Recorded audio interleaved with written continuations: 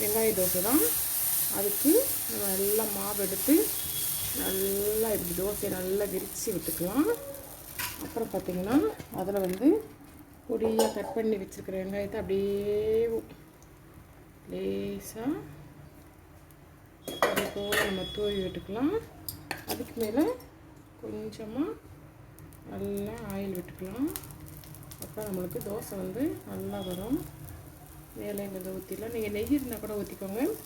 இப்போ பார்த்திங்கன்னா நம்மளுடைய கேள்வி பதில் வீடியோ தான் இது. வந்து நைட்டு டின்னருக்கு வெங்காய தோசை.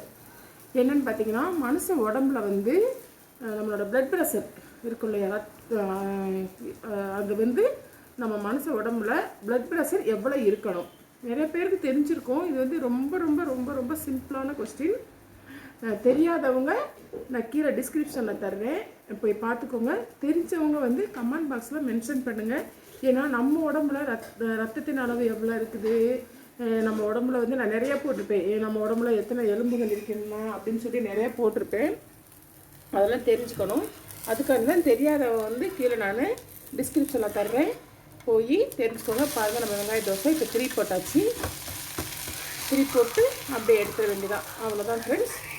ஓகே ஃப்ரெண்ட்ஸ், இந்த வீடியோ பிடிச்சிருந்தா லைக் பண்ணுங்கள், ஷேர் பண்ணுங்கள், கமெண்ட் பண்ணுங்கள், மறக்காமல் சப்ஸ்கிரைப் பண்ணுங்கள். Okay friends, okay bye.